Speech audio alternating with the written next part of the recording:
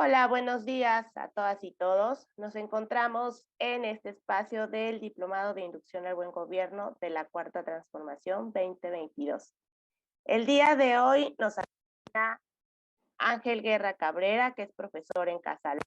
Él nos va a dar una ponencia acerca de una década inspiradora para la gestión pública de la izquierda en América Latina y el Caribe. Ángel Guerra Cabrera es egresado, es graduado del periodismo por la Universidad de La Habana, es periodista y analista político cubano, participó en la lucha contra la dictadura de Batista y después de la Revolución Cubana ocupó diversas funciones en las milicias nacionales revolucionarias y el Partido Comunista de Cuba.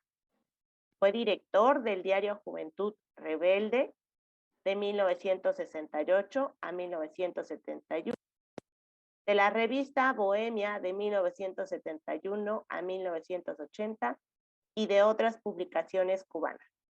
Ha ejercido la docencia en la Universidad de La Habana, en el Centro Nacional de Conservación, Restauración y Museología de Cuba y en la Facultad de Arte del Centro Cultural Casalam en la Ciudad de México. Ha trabajado como periodista en Asia, África, Europa, América Latina y Estados Unidos. En México es articulista sobre temas internacionales de los diarios La Jornada y Excelsior. Es coordinador del Foro de Reflexión Política México y el Mundo Actual, organizado conjuntamente por Casalam y La Jornada. Miembro del capítulo mexicano de la Red de Intelectuales y Artistas en Defensa de la Humanidad. Bienvenido, Ángel, qué gusto tenerte aquí con nosotras, con nosotros. Adelante. Muy agradecido por la presentación, solamente que ya no tengo que ver nada con Excelsior. Eso fue en otras épocas. Por lo demás, muy bien. Pues es un verdadero honor estar aquí invitado en este curso del Instituto de Superación Política de Morena para hablar de un tema que me es muy cercano, con el que estoy muy eh, vinculado, muy familiarizado, aunque no voy a dar una clase sobre los servidores públicos durante estos 10 años de gloria que se producen a partir de la elección de Hugo Chávez como presidente de Venezuela y toda la serie de gobiernos progresistas, revolucionarios, antiimperialistas que surgen a partir de ese momento, sino más bien del contexto, el conjunto y los conceptos que estuvieron en la base de esos gobiernos. Yo creo que lo primero que es importante decir es que cuando Hugo Chávez es electo a la presidencia de Venezuela, habían transcurrido solamente 7 años desde la desaparición de la Unión Soviética y la caída del campo socialista europeo. Cuando Francis Fukuyama había decretado el fin de la historia, que se suponía que significaba un mundo eternamente neoliberal y donde iba a imperar para siempre la democracia liberal, donde no iba a haber más lucha de clases, ni más guerra, y donde todo el, todo el, la realidad social iba a estar signada por los principios de el libre mercado, entre comillas, porque no hay tal libre mercado, el libre comercio, etc. La llegada de Hugo Chávez no se puede separar de un ciclo importante de luchas neoliberales, antineoliberales, perdón, en América Latina. Y en el caso particular de Venezuela, posiblemente la rebelión popular contra el Caracazo, contra el neoliberalismo más vigorosa que se ha producido. Fue el 27 de febrero, perdón, el 24 de febrero de 1989, cuando no Caracas y todas las ciudades venezolanas se sublevan contra el neoliberalismo, contra un paquete de ajuste del Fondo Monetario Internacional, y el presidente en turno en ese momento, Carlos Andrés Pérez, ordena la represión más cruenta, o sea, el ejército disparando en la calle contra los manifestantes, contra la gente que protestaba. Hoy todavía no hay una cifra exacta de muertos, pero se sabe que hubo cientos de muertos. Y el levantamiento de Chávez el 4 de febrero de 1992, o sea, 3 años después del Caracazo, y con unos días de diferencia, porque el Caracazo fue 27 de febrero y el levantamiento de Chávez fue 4 de febrero. Pero vean ustedes, no se trató de un levantamiento puramente militar y nada que ver con un golpe de Estado, porque se ha hablado de Chávez como golpista y como golpe de Estado, y sabemos que los golpes de Estado aquí siempre salen de las embajadas de Estados Unidos, y este golpe no tenía nada que ver con eso. Esto era un golpe de un grupo de oficiales del ejército venezolano que desde hacía mucho tiempo venían estudiando a Bolívar, venían estudiando a Miranda, venían estudiando historia latinoamericana, venían estudiando a Marx, a Engels, a Lenin, venían formándose y además venían organizándose de una manera secreta dentro de las Fuerzas Armadas. Las Fuerzas Armadas venezolanas tienen una tradición democrática y de hecho antes de esto, en los años 60 y 70, muchos oficiales de las Fuerzas Armadas venezolanas participaron en la lucha guerrillera como guerrilleros o participaron como oficiales del ejército, pero colaborando con la guerrilla.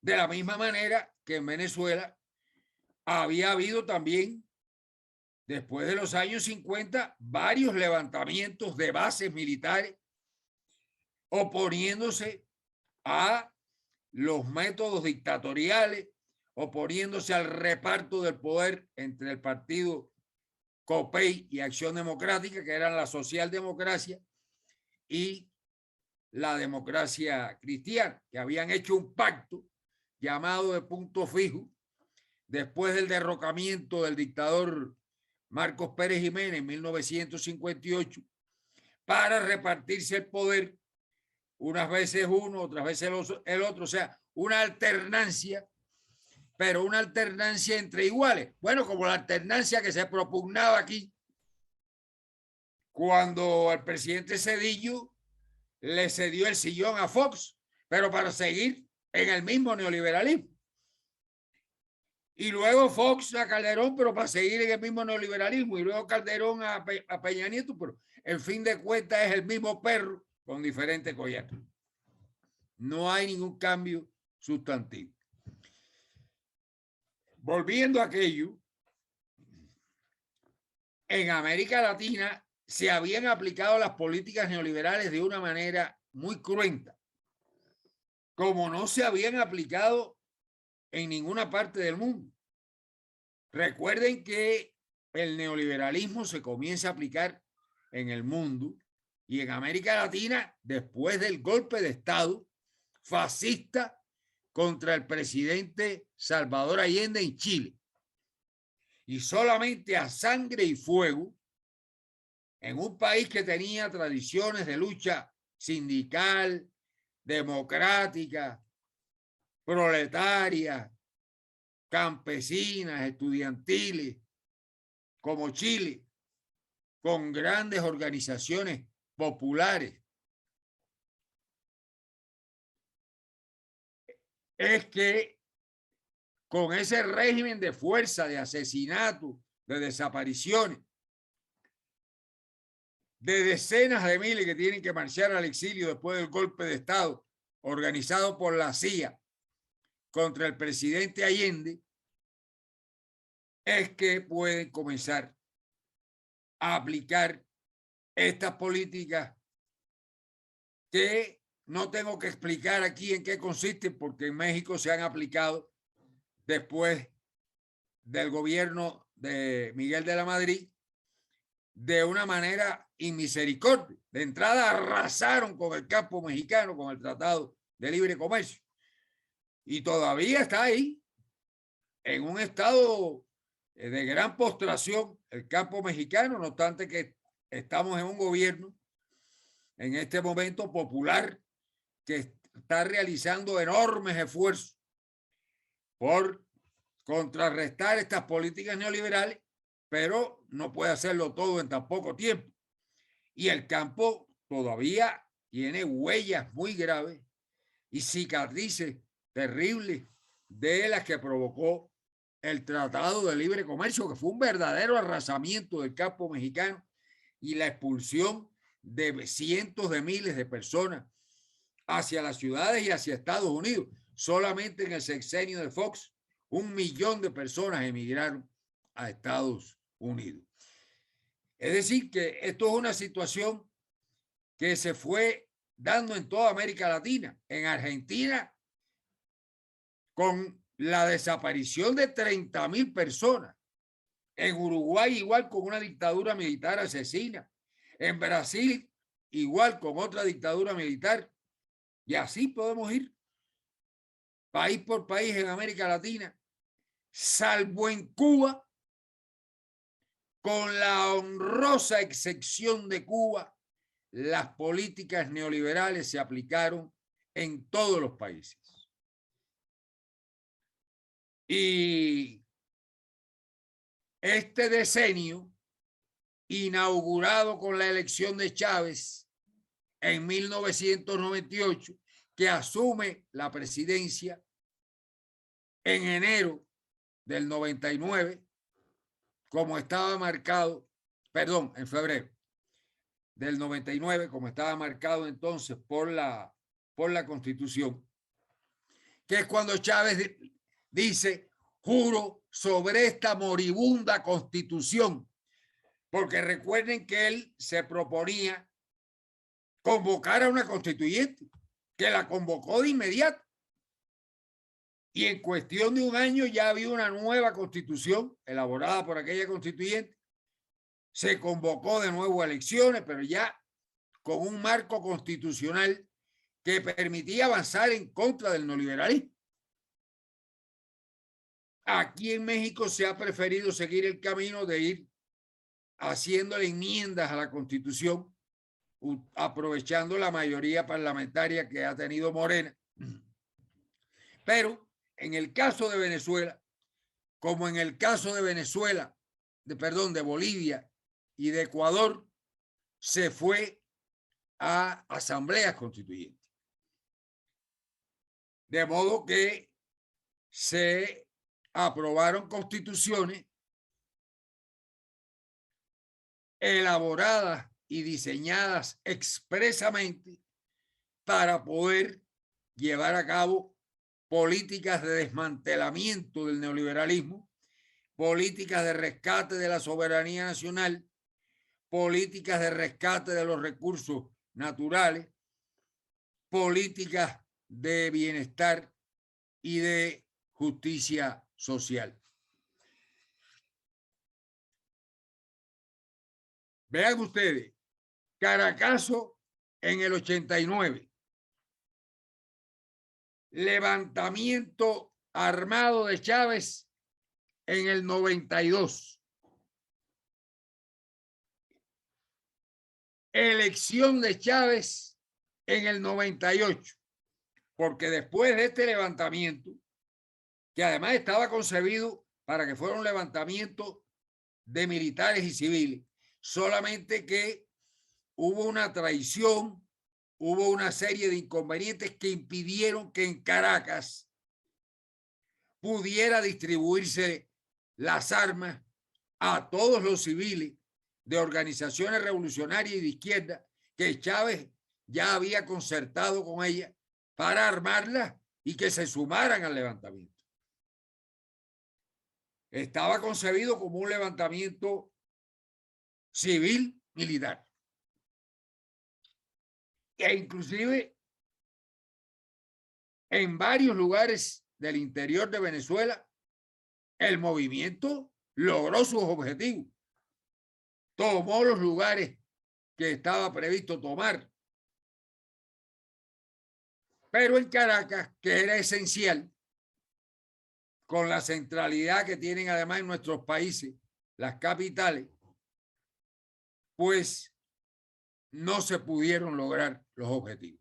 Es el famoso aquel por ahora de Chávez, cuando Chávez comparece en la televisión por unas fracciones de minutos y llama a sus compañeros a que depongan las armas y le dice, ustedes cumplieron sus objetivos.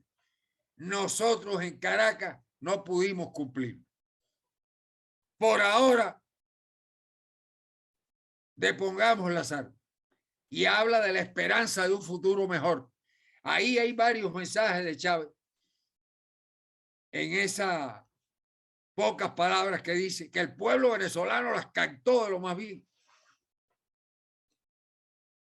Ahora, en el 94, le contaba yo a Patricia, estaba yo viendo la televisión en Cuba y de repente aparece la imagen de Fidel recibiendo a un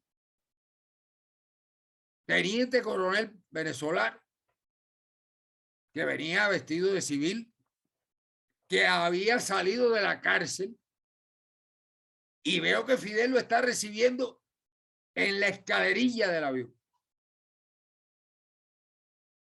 Después supe que habían estado juntos 48 horas hablando sin parar. Escuché el discurso de aquel venezolano, Hugo Chávez, en el aula magna de la Universidad de La Habana, que fue un extraordinario discurso.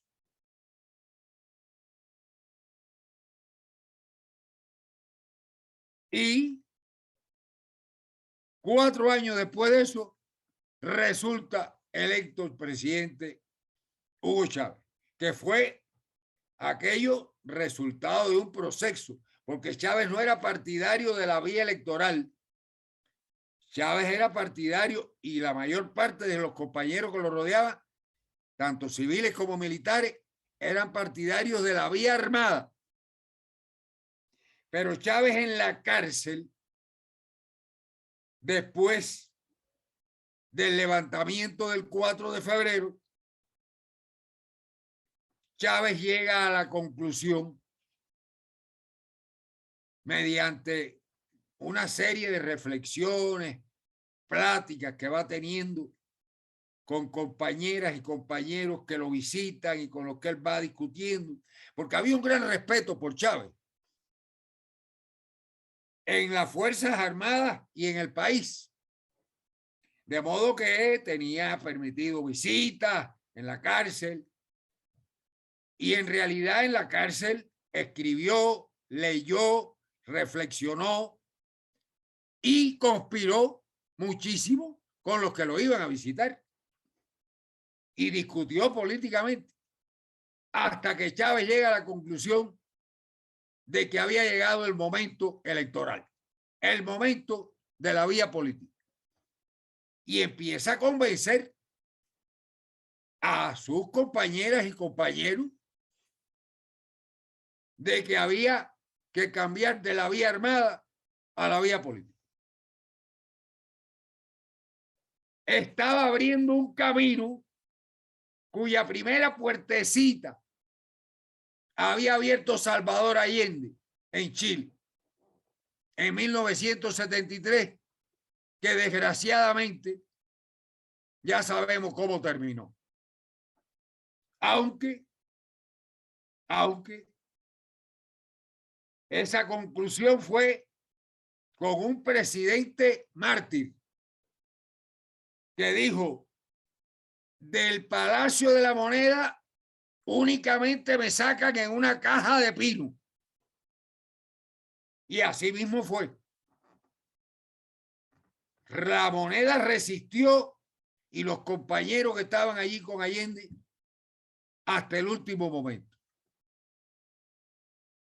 al golpe militar y a las distintas oleadas de asalto al palacio que se fueron dando ese día fatídico en que se produce el golpe de Estado el 11 de septiembre de 1973. Es decir, que ya había habido una primera experiencia de un proyecto de transformación socialista que había logrado por vía electoral acceder a la presidencia y había logrado establecer un gobierno que además hay que estudiar todos los logros que consiguió la Unidad Popular en tan poco tiempo que gobernó en Chile, económicos, sociales, culturales, de todo tipo. Pero ¿cuántos años tuvieron que pasar para que volviera a producirse en la izquierda una reflexión de esta naturaleza? Claro, las condiciones habían cambiado, porque cuando Allende optó por el camino electoral, solo en Chile había condiciones para eso.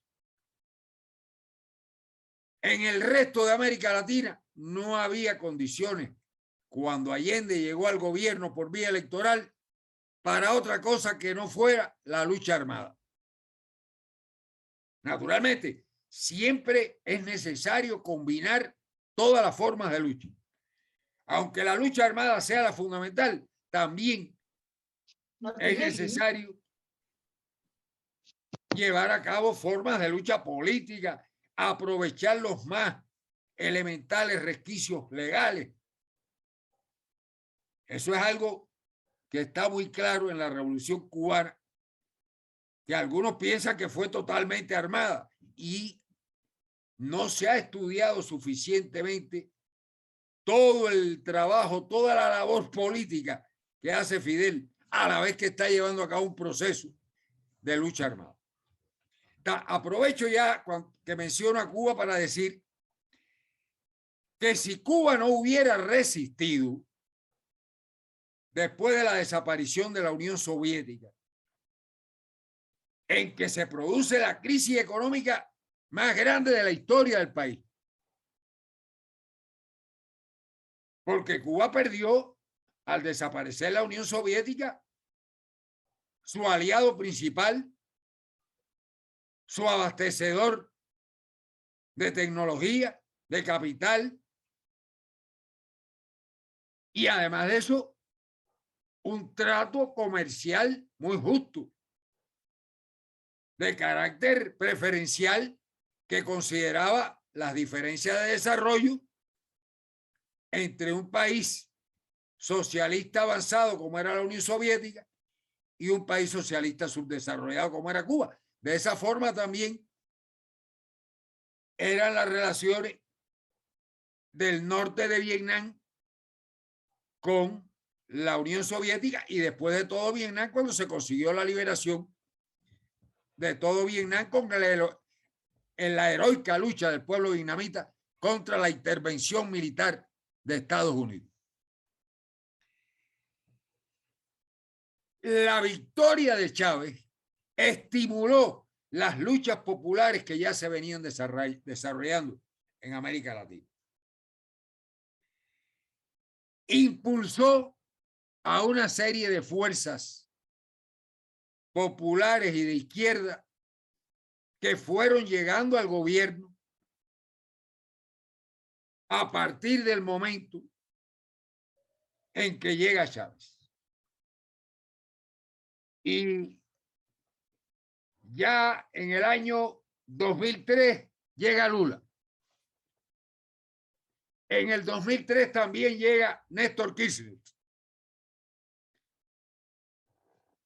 En el 2005 llega Tabaré Vázquez. En el 2006, Evo Morales. En el 2007, Rafael Correa. En el 2006, Mel Zelaya había llegado a la presidencia de Honduras. Un liberal, un latifundista, pero que abrazó un camino patriótico y que además cuando vio que los gringos no le permitían hacer nada en Venezuela, dijo, no, pues yo voy a buscar otro camino. Y Zelaya tiene un mérito enorme. Vean que Zelaya presidió una asamblea de la OEA en Honduras y en esa asamblea se echaron para atrás las sanciones que habían adoptado contra Cuba en los años 60. Que el único país que no se sumó a ella fue México. Y le levantan a Cuba además la prohibición de ser miembro de la OEA, que a Cuba no le interesaba ser miembro de la OEA, ni le interesa, ni volverá jamás a la OEA. Porque además la OEA es un instrumento del imperialismo yanqui. Y lo único que ha servido la OEA es para convalidar golpes de Estado, paquetes de ajuste del Fondo Monetario Internacional, aunque los gobiernos progresistas que están allá adentro pueden dar ciertas batallas. Pero ya en este momento la OEA está en una situación de regresión que hay que buscar, como ha dicho Andrés Manuel, otra cosa. Y con urgencia. Ya en realidad la OEA es un obstáculo terrible. Y además la OEA es una máquina de crear golpes de Estado. Ya ven cómo le organizó el golpe contra Evo. Este personajillo que han puesto en la OEA, que además es un traidorcete. Se recuerdan que fue ministro de Relaciones Exteriores del gobierno de Pepe Mujica.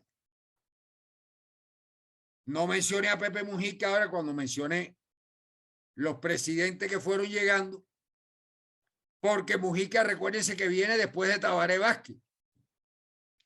El primer periodo del Frente Amplio es Tabaré, luego viene Mujica. Pero debo mencionar también a Ralph González, el primer ministro de San Vicente y las Granadinas, y debo que llegue en el 2001, y debo mencionar a Roosevelt Skerrit, el primer ministro de Dominica. Ambos países ingresaron al ALBA, que el ALBA se crea en el 2004. Vean ustedes, 5 años después de la llegada de Chávez a la presidencia, ya Fidel y Chávez crean en La Habana el ALBA. E inmediatamente el ALBA comienza a expandirse. Y uno de los países que se sumó, estaba hablando yo de Honduras, es Honduras. Y estaba yo hablando de lo que se atrevió a hacer Mel Zelaya, que fue levantar las sanciones a Cuba en una asamblea de la OEA. Claro, eso lo pudo hacer por la cantidad de gobiernos progresistas que había allá. Y porque además Acabo de hablar de Roosevelt Skerrit de Dominica y de Ralph González de San Vicente y las Granadinas, porque en América Latina con frecuencia nos olvidamos del Caribe y de los estados insulares o no insulares, porque también los hay continentales, como Belice, del Caribe de habla inglesa, o de habla holandesa, o de habla francesa. Imagínense usted de Haití, el padre de las independencias de América Latina, que por regla general en las escuelas no nos enseñan que Haití fue la primera revolución de independencia de América Latina. No nos enseñan que fue la primera revolución antiesclavista triunfante de la historia. No nos enseñan que la radicalización política de Bolívar, de Simón Bolívar, en una parte importante obedece a su paso por Haití, a sus conversaciones con el presidente Petión, y que además el presidente Petión en 2 ocasiones le suministró apoyo material y en armas a Bolívar para que pudiera continuar la lucha en el continente. Ya anteriormente los revolucionarios haitianos también habían apoyado a Francisco de Miranda. Haití es lo que es hoy porque está sufriendo el castigo que le pusieron las potencias occidentales por atreverse a desafiar la esclavitud, por derrotar un ejército francés. La derrota más humillante de Napoleón no fue en Rusia, fue en Haití, donde un ejército francés encabezado por el cuñado de Napoleón Bonaparte fue derrotado por los revolucionarios haitianos. Luego un ejército español, más tarde un ejército inglés y además un bloqueo de Estados Unidos.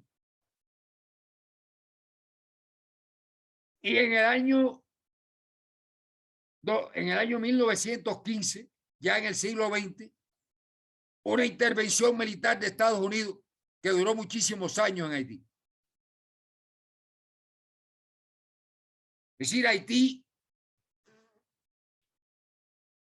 las potencias occidentales, Francia, Estados Unidos, Inglaterra, España, se vengaron de la potente y extraordinariamente vigorosa y ejemplar revolución haitiana, que además tuvo una influencia también en el desencadenamiento de las otras revoluciones de independencia en América Latina, porque en los buques los tripulantes negros iban difundiendo la buena nueva del triunfo de la revolución antiesclavista y de independencia en Haití. Digo todo esto porque considero que nuestras luchas de ayer y de hoy es indispensable vincularlas, que es algo que Andrés Manuel siempre lleva a cabo. Siempre está relacionando las luchas actuales con las luchas de Hidalgo y de Morelos, con las luchas de los liberales mexicanos del siglo XIX, esa extraordinaria, admirable hornada de intelectuales y políticos y generales liberales mexicanos que llevaron a cabo la reforma, la segunda transformación, como se llama en la concepción de López Obrador, la segunda gran transformación, y luego la extraordinaria y excepcional guerra de resistencia contra los franceses, encabezada por Juárez, que se llevó aquí, que es una verdadera, es un motivo de orgullo para todos los latinoamericanos y caribeños, porque en realidad Juárez es uno de los estadistas más importantes del siglo XIX en el mundo. Hay que leer lo que Martí escribió de Juárez, el cariño, el respeto con que José Martí escribió sobre Juárez. Y digo esto porque son páginas que yo leí desde muy joven, cuando era niño, porque tuve la suerte de nacer en una familia cubana muy martiana. Además de que en la escuela algo nos hablaban de Martí. Eso, los maestros siempre trataron en Cuba de preservar la memoria de Martí. Aunque no nos hablaban de Martí antiimperialista, pero nos hablaban de Martí poeta, patriota, orador, y bueno, ya por ahí se iba produciendo una chispa de admiración. Retomando el hilo, lo que desencadena Chávez y lo que desencadena esta aplicación salvaje de las políticas neoliberales en América Latina es que llegamos a tener una cantidad de gobiernos progresistas, de gobiernos revolucionarios, de gobiernos verdaderamente democráticos como nunca habíamos tenido en América Latina y el Caribe. Eso hizo surgir no solo el ALBA y todos los países que se sumaron al ALBA en aquel momento. Hizo surgir Petrocaribe, que significó que los países del Caribe pudieron comprar el petróleo que en ese momento estaba a precios incomprables y que gracias a esta iniciativa de Chávez no solamente implicaba petróleo a precios justos, sino que en el comercio petrolero con cada país se iba creando un fondo social revolvente que después se reinvertía en obras sociales en cada uno de los países de Petrocaribe. Surge la CELAC, que bueno, la resucitó Andrés Manuel, porque la CELAC estaba en terapia intensiva cuando llega Andrés Manuel a la presidencia.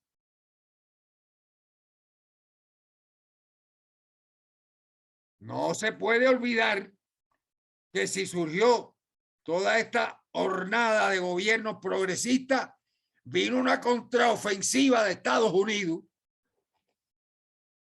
que derroca a Zelaya con un golpe de Estado, derroca al obispo Lugo con un golpe parlamentario, se puso de moda el lawfare.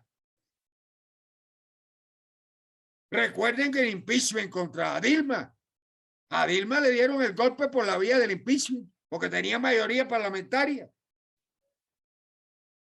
Fue un golpe parlamentario, mediático, judicial, porque la Corte Suprema de Brasil fue cómplice del golpe contra Dilma.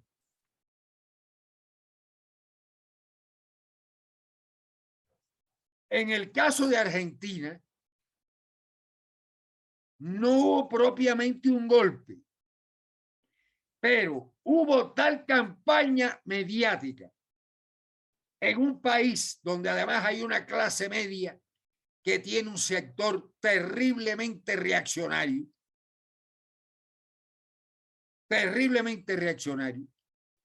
y crearon un sentido común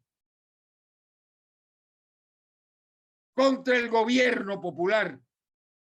Y después de todo lo que habían logrado los gobiernos de Néstor y de Cristina Kirchner, logra la derecha hacerse con el gobierno. Y logra la derecha hacerse con el gobierno en la persona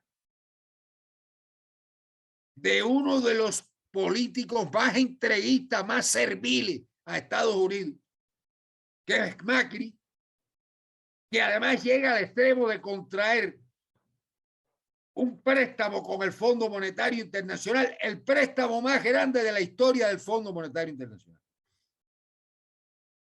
50 y pico mil millones de dólares. No se construyó un metro de carretera. No se construyó un salón de clase, un hospital, nada.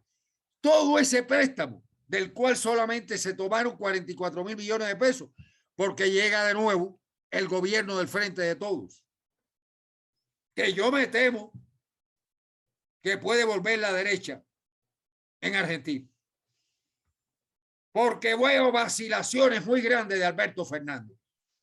Y este voto para expulsar a Rusia de la Asamblea General de la ONU que hizo ayer Argentina es una vergüenza. Una vergüenza. Sé además que hay un gran disgusto en la militancia peronista y en la militancia kirchnerista por ese voto de Argentina. Lo sé porque me están con todos mis amigos argentinos y amigas desde ayer avergonzados del voto de Argentina para expulsar a Rusia de la Asamblea General. Perdón, del Consejo de Derechos Humanos, pero votado en la Asamblea General. Imagínense cuántas veces habría que haber expulsado a Estados Unidos de la ONU, que es el país más intervencionista y el país que más ha asesinado. Solamente en Irak 1 millón de muertos.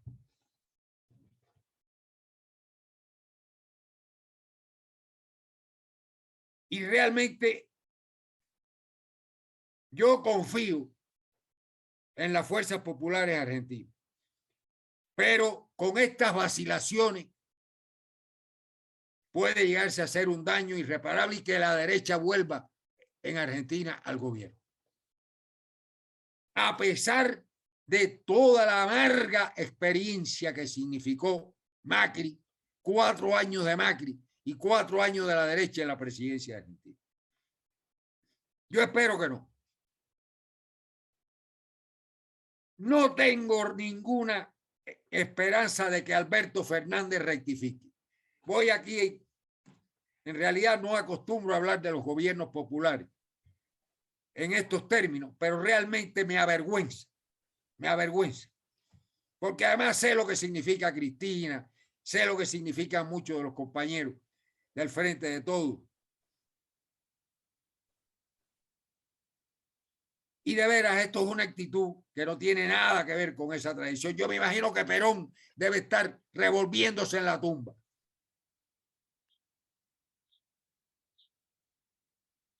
Pero bueno, a lo que me estaba refiriendo y a lo que me interesa principalmente referirme es toda la contraofensiva que lleva a cabo Estados Unidos, que hay un momento que solamente quedan Venezuela, Nicaragua, Bolivia, pero Bolivia bajo amenaza de un golpe de Estado y que llegó a producirse. Afortunadamente, los movimientos indígenas son extraordinariamente vigorosos y sabios y bajo la conducción de Evo lograron rescatar de nuevo el país y ganarle una elección a la dictadura de Áñez por 65% de los votos. No recuerdo ahora 55, 60, creo que fue 55. El que tuvo 60 y pico en una de sus elecciones fue Evo. Pero bueno, una gran votación, arrolladora. Quedaron muy pocos gobiernos revolucionarios y progresistas. Y ahora estamos en lo que algunos han dado a llamar el nuevo ciclo progresista. Yo soy más partidario de llamarle ola que ciclo. Pero además no se puede esperar que una segunda ola sea igual que la primera. Porque la historia no es lineal. Y la historia no se repite. Y las condiciones no son las mismas.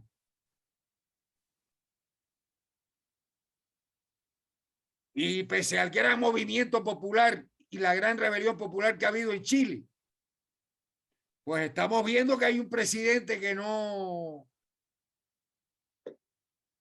si no aprende, porque es muy joven, pero si no aprende realmente, yo creo que no va a estar a la altura. Porque con esos remilgos que tiene con Cuba, con Venezuela, con Nicaragua, yo realmente, y además, ahora poniéndose al lado de Estados Unidos.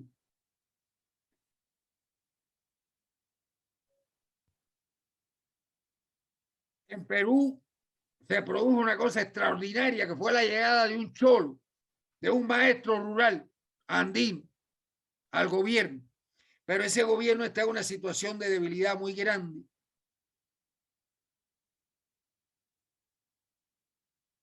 Hay que tratar de salvar lo que se pueda, pero en realidad es un gobierno de una precariedad enorme y realmente no ha podido apenas gobernar. Simbólicamente representó muchísimo que un cholo llegara a la presidencia. Pero si hay un movimiento, les digo, popular importante en Perú y las izquierdas han reaccionado, acaban de tener una gran reunión en Lima y además con una consigna de evitar el golpe de Estado por todas las vías. Oponerse a un golpe de Estado. Llamar al presidente Castillo a que cumpla con su deber y el mandato que se le entregó. Ahora, existe la posibilidad de la victoria de una gran coalición de fuerzas populares en Colombia este año y de la victoria en noviembre de Lula en Brasil. No va a ser una repetición de los gobiernos anteriores de Lula, porque Lula llega además en una alianza con una serie de fuerzas de derecha que se ha visto obligado a hacer esa alianza para poder conseguir una victoria convincente. Cada vez en las encuestas Lula está más adelante. Y lo mismo ocurre con Petro y con su candidata a vicepresidenta, esta negra Francia Márquez. Hay que seguirla porque una mujer extraordinaria, con una trayectoria admirable. Pero los dos están amenazados de muerte. Y con Uribe en ese país, cualquier cosa puede pasar. Además de que ese es un país que es una base de Estados Unidos. Y en la actualidad es un polígono de agresión contra Venezuela por parte de Estados Unidos. Aunque es muy cómico que Estados Unidos haya ido a ver a Maduro y que le haya dejado de decir dictador y ahora es presidente. Todos sabemos que por el petróleo.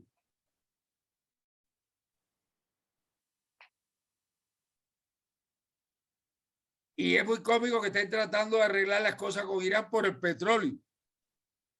Pero no es fácil.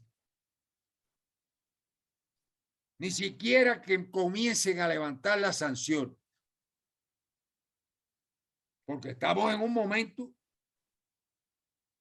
en que las posiciones agresivas y de derecha tienen una gran fuerza. Entonces, es muy importante que las fuerzas populares se unan en cada país y en todos nuestros países. Es muy importante fortalecer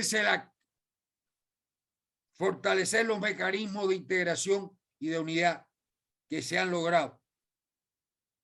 Tengo una gran esperanza con esta gira de Andrés Manuel que termina con la visita a Cuba en mayo. Ojalá que esté el 1 de mayo en Cuba, que es un día de una manifestación extraordinaria de apoyo popular a la revolución. Pero bueno, el día que sea, Andrés Manuel va a recibir un recibimiento como posiblemente no haya recibido nunca en ninguna parte, porque en Cuba hay un enorme cariño por Andrés Manuel López Obrador, que es un extraordinario, es el líder popular más importante que tiene hoy América Latina. Ahora, Chávez decía una cosa muy importante: los cargos públicos no son para servirse uno, son para servir al pueblo.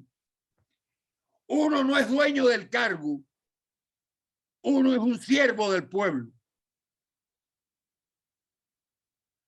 Conceptos de Chávez que estaba escuchando ahora en la mañana, hablando Chávez de las comunas, porque en Venezuela lo que ha hecho que la administración pública sea muy democrática y bajo control popular es las comunas. Realmente es una experiencia extraordinaria porque la comuna articula la fábrica de propiedad estatal con las fábricas de pequeños y medianos empresarios, con los pequeños emprendimientos de mujeres, con los emprendimientos de construcción o autoconstrucción de vivienda. Es una experiencia bella realmente en Venezuela, en ese sentido. Ya van a entregar la vivienda número 4 millones. Es decir, el chavismo ha entregado 4 millones de viviendas y son viviendas de 75 metros cuadrados. No son viviendas de esas que entregaba aquí el Infonavit en la época de Pequeña Nieto, de Calderón. No, son casas sólidas y además con servicios públicos, con escuelas, previendo transporte para que vayan los jóvenes a las universidades. Son lugares de vida, de comunidad. Los barrios de la misión vivienda. Y hay que ver cómo Venezuela se está recuperando de ese bloqueo inhumano, como está luchando Cuba igual. Que ya el planteamiento del presidente Díaz-Canel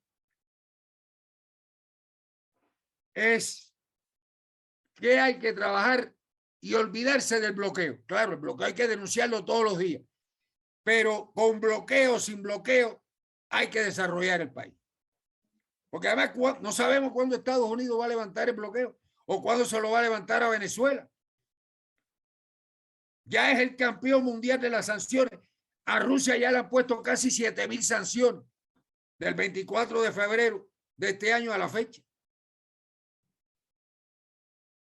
Va a haber que nombrar a Biden el sancionador en jefe. Que por cierto no tiene ningún derecho a ninguna sanción de eso, porque el derecho internacional establece que solo el Consejo de Seguridad de la ONU puede sancionar países.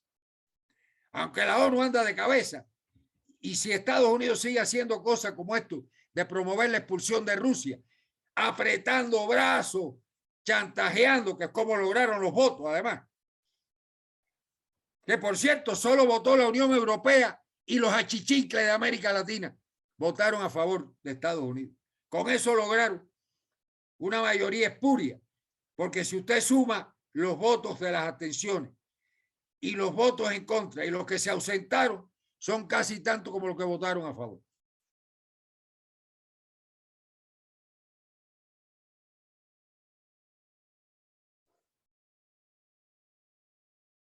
Ya me van quedando 2 minutos. Y sí, yo soy profesor y siempre estoy controlándome el tiempo. Estoy mirando el reloj desde que empecé. Yo creo que va a ser extraordinario que se pueda hacer una articulación entre los gobiernos populares latinoamericanos,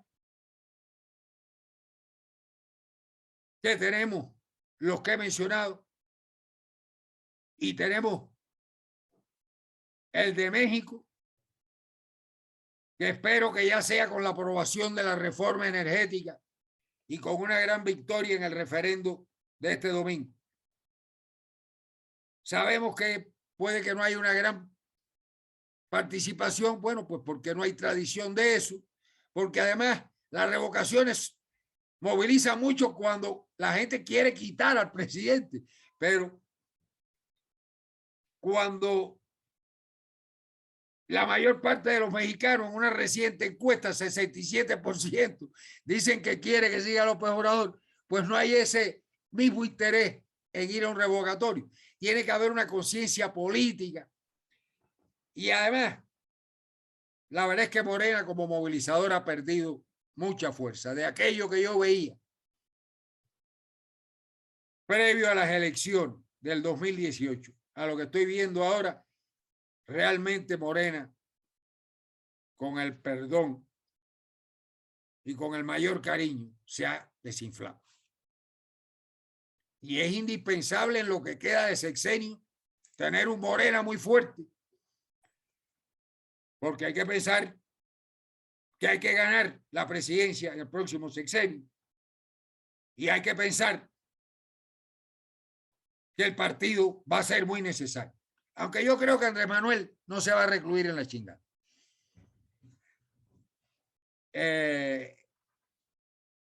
Tal vez vaya a la chingada, se ponga a escribir algún libro, pero seguramente que cuando se le pida consejo y se le pida auxilio, no lo va a negar. Pero de todas maneras yo creo que es esencial tener un partido muy fuerte y esto, la formación política, es fundamental. Porque además un servidor público no es un cuadro administrativo, es un cuadro político. Y debe tener la sensibilidad de un cuadro político y la formación de un cuadro político y el conocimiento teórico. Miren, Chávez, ustedes saben que las mañaneras de Chávez eran el aló presidente. Bueno, pues había un aló presidente teórico 1 o 2 veces por mes. Se discutía a Marx, a Engels, se discutía a Lukács, se discutía a Gramsci, se hablaba de discursos de Fidel, del Che, y se relacionaban con los problemas del momento. Escuchar hoy por hoy un aló presidente es verdaderamente una tremenda lección. Cuando ustedes tengan tiempo, vayan a YouTube y busquen el aló presidente. O busquen, por ejemplo, las intervenciones de Chávez sobre las comunas, que es importantísimo para un servidor público. Y con esto le doy final a esta primera parte, porque me dijeron que tenemos una segunda que es de preguntas. Y disciplinadamente me atengo al tiempo que se me ha otorgado. Gracias. Genial tu intervención. Solo es para despedirnos de las redes sociales de Facebook. Hasta aquí cortamos la transmisión de tu excelente ponencia, reflexiones y participación. Gracias, pero nosotras y nosotros continuamos aquí.